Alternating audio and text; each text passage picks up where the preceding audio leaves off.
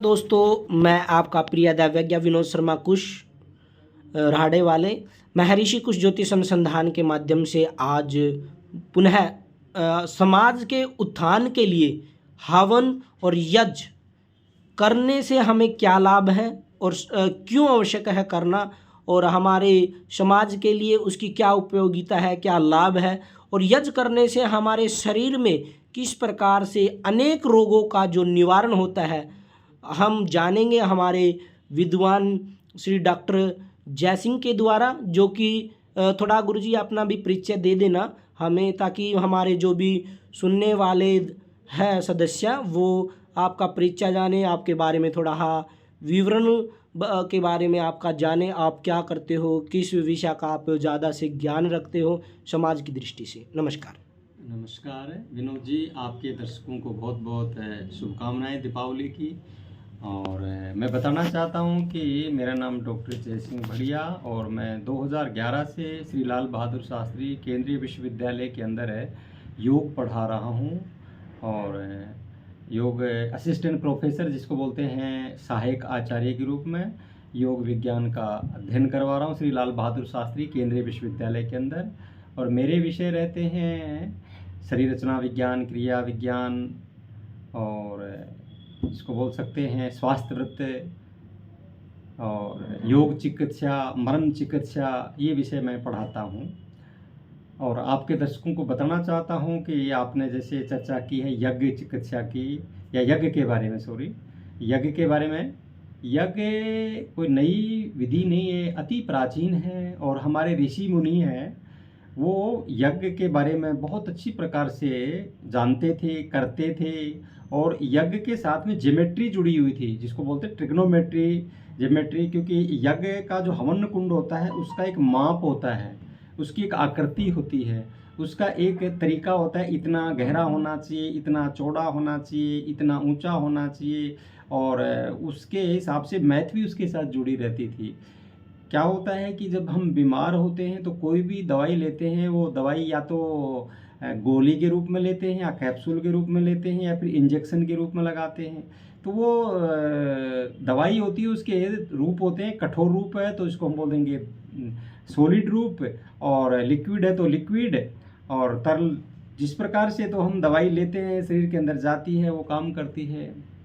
लेकिन जो तीसरा रूप है जिसको हम बोल सकते हैं गैसीय रूप, तो गैसीय रूप के अंदर जो भी चीज़ होती है वो जल्दी फैलती है और जल्दी अपना गुण दिखाती है, जल्दी अपना प्रभाव दिखाती है।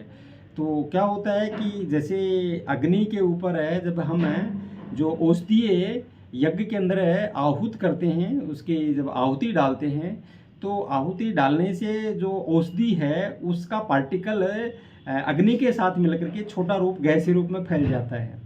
और गैसीय रूप में फैल करके जब हम वहाँ बैठे रहते हैं तो श्वास के साथ हमारी बॉडी के अंदर जाता है। और जब गैसीय रूप में कोई चीज़ हमारे शरीर के अंदर जाती है तो जल्दी प्रभाव डालती है और बहुत गहरा प्रभाव डालती है। और बहुत सारे लोग होते हैं जो कैप्सूल खा नहीं सकते, कड़वी दवाई खा नहीं सकते, लेकिन जहाँ पर हवन हो वहाँ बैठ करके और अपनी चिकित्सा कर सकते हैं, जिसको बोलते हैं यज्ञ चिकित्सा। हमारे ऋषि मुनियों ने विधि बनाई हुई थी कि वातावरण के अनुसार, जैसे सर्दियों के अंदर यज्ञ करते हैं तो उसमें अलग औषधियाँ की आहुति दी जाएगी, गर्मियों में किया जाता है उसकी अलग प्रकार की औषधियों की आहुति दी जाएगी, बारिश में किए जाएंगे तो उसकी अलग प्रकार की आहुति दी जाएगी, पॉल्यूशन के लिए किया जाए तो उसके लिए अलग प्रकार की आहुति दी जाएगी, और पर्टिकुलर बीमारी जैसे कि किसी को ट्यूबरकुलोसिस है तो उसके लिए अलग है औषधियाँ उसके अंदर उनकी आहुति दी जाती है। तो इस प्रकार से हमारे समाज के लिए, देश के लिए, संस्कृति के लिए, वातावरण के लिए हवन बहुत ही महत्वपूर्ण है।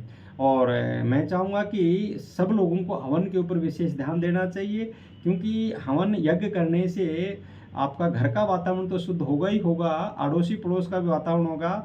यदि मैं 200 ग्राम घी अकेला खाता हूँ तो मेरी बॉडी के अंदर उसका प्रभाव होता है, और वो भी जितना बॉडी उसको रिसीव करेगी उतने का ही प्रभाव होगा, बचे हुए को बॉडी शरीर से बाहर निकाल देती है। लेकिन वही 200 ग्राम जब हवन के अंदर हम उसकी आहुति देते हैं तो घर के अंदर वो पार्टिकल के रूप में पूरे फैल जाता है। घर में, मेरे घर में 5 सदस्य हैं, 10 सदस्य हैं, तो सबको उसका लाभ होगा। तो इस प्रकार से हवन हमारे मानव जीवन के लिए और सभी जीवों के कल्याण के लिए अति आवश्यक है। और हवन का जब आप पढ़ेंगे तो आपको पता चलेगा कि ये अच्छी विद्याएं हैं और इन विद्याओं का समाज को लाभ मिलना चाहिए।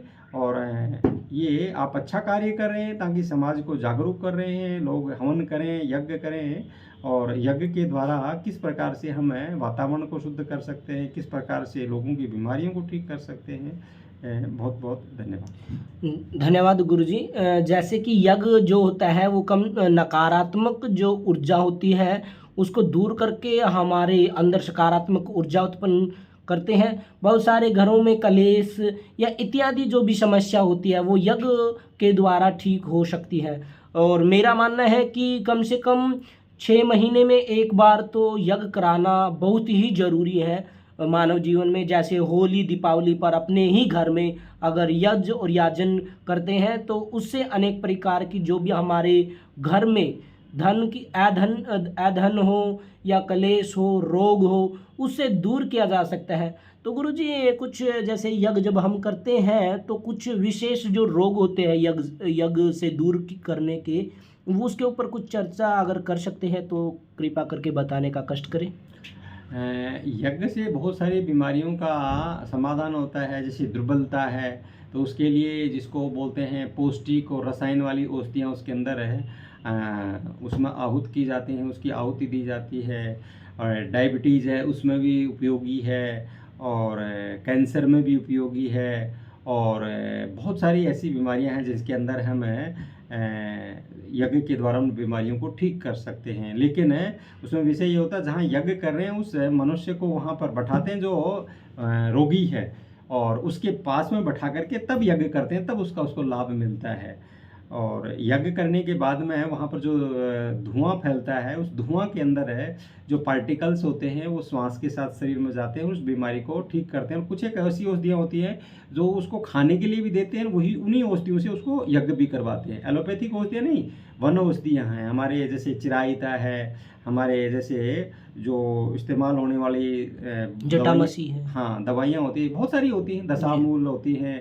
और जिसको बोल सकते हैं अगर तगर, चंदन, लाल चंदन, केसर, बहुत सारी अगरमोथा, हाँ बहुत सारी औषधियाँ होती हैं। लेकिन वो उनको तय करके कौन सी बीमारी में कौन कौन सी हैं, वातनाशक कौन सी हैं, पित्तनाशक कौन सी हैं, कफनाशक कौन सी हैं, त्रिदोषनाशक कौन सी हैं, उन्हीं हिसाब से उन औषधियों का चयन करके उन औषधियों से हवन किया जाता है ताकि हमें बीमारियों से बच सकें, बीमारियां ठीक हो पाएँ। और ये विद्या आर्य समाज के लोग, हर आर्य समाज के अंदर संडे को अक्सर यज्ञ करते हैं। तो जो बंधुवर सीखना चाहते हैं तो आपके नज़दीक के अंदर कोई भी मंदिर है, उस मंदिर में जाकर के यज्ञ विधि को सीखें। और यज्ञ आप अपने घर में नियमित भी कर सकते हो, संडे टू संडे भी कर सकते हो, आप महीने में 1 बार कर सकते हो, साल में 2 बार कर सकते हो। लेकिन जितना यज्ञ किया जाए उतना ही आपके घर के लिए, परिवार के लिए, अपने स्वास्थ्य के लिए अच्छा होता है। जी धन्यवाद। जैसे कि मित्रों एक चीज़ का और ध्यान रखना है, जो घी होता है वो देसी गाय का ही होना चाहिए, क्योंकि जो गाय का घी होता है उसी से अनेक प्रकार के रोग दूर होते हैं। तो जो गुरुजी गाय का जो घी होता है उस पर भी हम थोड़ी सी चर्चा कर लेते हैं, या फिर अगली वीडियो में एक और बनाकर उस पर चर्चा करें। चलो कोई बात नहीं, मैं थोड़ा सा बता देता हूँ। जी जी। आजकल मार्केट के अंदर क्या करते हैं लोग, पूजा का घी के नाम से लोगों को ठग रहे हैं। क्योंकि जो हवन होता है उसके अंदर जैसा डालोगे वैसा ही निकलेगा। तो इसलिए आप किसी बहकावे में न आए, अशुद्ध सामग्री इस्तेमाल ना करें। उसके अंदर जो पूजा के नाम से डुप्लीकेट किया वो इस्तेमाल ना करें। जितना शुद्ध इस्तेमाल करेंगे उतना ही शुद्ध आपको मिलेगा। तो इस प्रकार से ये कहेंगे, देखो गाय और देसी गाय और देसी घी, एक तो होता है गाय का घी, एक है देसी गाय का घी। क्योंकि जो विलायती गाय होती हैं उनका जो दूध होता है वो स्वास्थ्य के लिए अच्छा नहीं होता है। ये मेडिकल की रिपोर्ट के अंदर, यानी कि जो रिसर्चर होते हैं उन्होंने रिसर्च किया है कि जो देसी गाय है उसके अंदर जो औषधीय गुण है वो दूसरे घी के अंदर औषधीय गुण नहीं होते हैं। इस प्रकार से हमें शुद्ध हवन सामग्री, शुद्ध घी और शुद्ध ही जो जिसको बोल सकते हैं समिधा, वो इस्तेमाल करनी चाहिए। समिधा भी गली सड़ी नहीं होनी चाहिए, कीड़ा लगा हुआ नहीं होना चाहिए, वो भी शुद्ध ही उसके अंदर इस्तेमाल करनी चाहिए। आज के लिए इतना ही पर्याप्त है। धन्यवाद। जैसे मित्रों आप कहते हैं कि यज्ञ करने से हमें लाभ नहीं हुआ, तो उसका मुख्य यही कारण है कि उसमें जो सामग्री होती है, जो घी होता है, वह उचित नहीं होता है। तो कृपा करके सभी से निवेदन यही रहेगा, चाहे आप अपने घर में एक छोटी सी गाय ही पाल लीजिए, कम से कम जो भी चीज़ सामग्री यज्ञ में हम मिला रहे हैं थोड़ा कर लीजिए, लेकिन अच्छा कर लीजिए, यही मेरा मानना है। क्योंकि जो भी देसी घी का उपयोग अगर हम करते हैं, बहुत सारे साधुओं और ऋषि मुनियों ने बहुत ही इस पे शोध किया। थैंक यू, धन्यवाद गुरुजी। फिर मिलते हैं किसी नई शोध के विषय के बारे में। और जितने भी मेरे सुनने वाले सज्जन प्रिय पुरुष या महादेवियाँ हैं, उनसे भी निवेदन है, अगर किसी भी प्रकार की आपको कुछ भी जानकारी प्राप्त करनी है तो कमेंट्स बॉक्स में लिखकर हमें बता दीजिए अगली वीडियो किस विषय पर आपको चाहिएगी। और ज़्यादा से ज़्यादा शेयर करें। जय तु भारतम, जय तु संस्कृतम। हमसे संपर्क करने के लिए हमारा नंबर है 9013387725। धन्यवाद, नमस्कार।